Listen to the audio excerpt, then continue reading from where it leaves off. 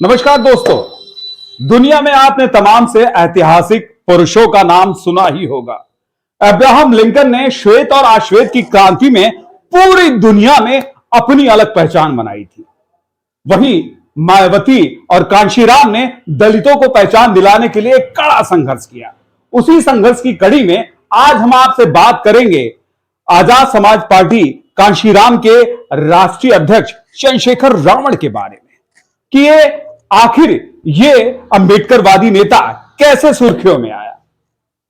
3 दिसंबर 1986 सहारनपुर का छुटबलपुर इलाका, जहां पर चंद्रशेखर रावण के पिता गोवर्धन दास और उनकी माता कौशल्या देवी रहते थे। गोवर्धन दास एक सरकारी विद्यालय में शिक्षक थे और माता गृहिणी। इनके 5 भाई बहन हैं और इन 5 भाई बहनों के बीच में चंद्रशेखर रावण की क्रांति कब से शुरू हुई? क्योंकि चंद्रशेखर रावण ने लॉ किया, लॉ करने के बाद देहरादून से, और इन्होंने लॉ किया, लॉ करने के बाद ये अमेरिका में बड़ी पढ़ाई करने के लिए जाना चाहते थे। इनकी बड़ी तैयारी थी कि हम अमेरिका में जाकर और लाके विभिन्न हिस्सों में शिक्षा लेना चाहते थे।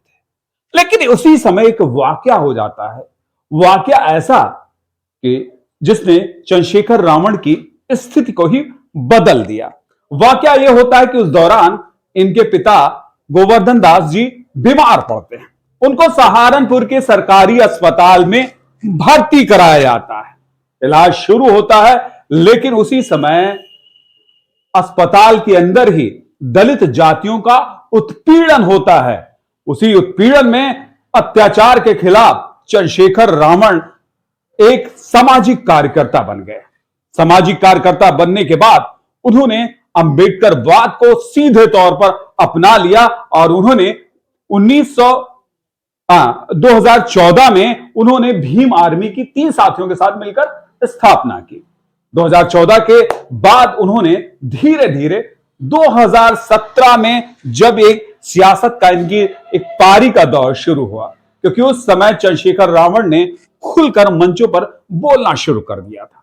शुरू इसलिए कर दिया था कि बात दलितों की थी, उनके अत्याचार के खिलाफ की थी, और उन्होंने जात की इस दलित लड़ाई को आगे बढ़ाने के लिए उन्होंने पूरी तरह से संघर्ष करना शुरू कर दिया। धीरे धीरे चंद्रशेखर रावण के समर्थक बढ़ते रहे और ठीक आते आते उन्होंने आजाद समाज पार्टी का एक कांशीराम का गठन कर दिया।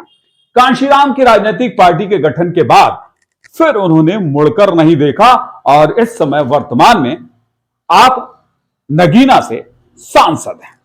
सबसे बड़ी बात मैं ये कहूंगा कि अंबेडकरवाद की जो पहचान एक लड़ाई लेकर, क्योंकि मैंने अक्सर, हम सब पेशेवर जो पत्रकार हैं इनके बारे में जानते हैं कि ये अक्सर सुर्खियों में इसलिए रहते हैं कि जहां पर दलितों पर अत्याचार होता है, ये वहां उस स्थान पर उनको सांत्वना देने, उनके अधिकार के हक की लड़ाई के लिए ये आगे चले आते हैं और ये उस स्थान पर जरूर पहुंचते हैं।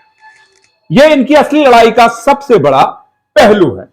लेकिन इस पहलू के साथ गंभीरता इस बात की है कि एक बच्चा किस तरीके से जब राजनीति में परिपक्व होता है और राजनीतिक समीकरण के लिए खुद इस देश की जातीय वाणिज्य व्यवस्था के खिलाफ बोलना शुरू करता है, तब उस पर हमला होता है। 2017 में जब इन पर हमला हुआ और 2023 में जब इन पर हमला हुआ, तो पूरी तरह से भीम आर्मी एक सुर्खियों में बनी।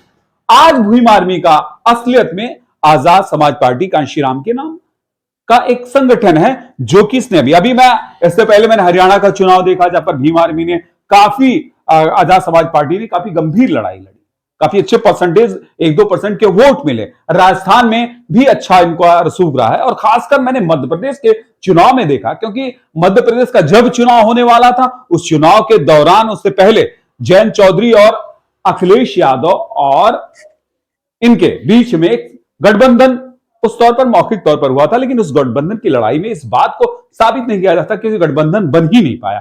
लेकिन उस दौरान जब बाबा साहब भीमराव अंबेडकर का जन्म दिन था, उस दिन वो लोग उनके जन्म स्थान पर पहुंचे इंदौर में, और वहां पर उन्होंने, तीनों ने मिलकर वहां पर पूजना अर्चना की थी। लेकिन उसके बाद सियासत का दौर है, क्योंकि यहां सियासत में रिश्तों से ज्यादा सौदेबाजी होती है और सौदेबाजी में ये रिश्ता पूरी तरह से टूट गया।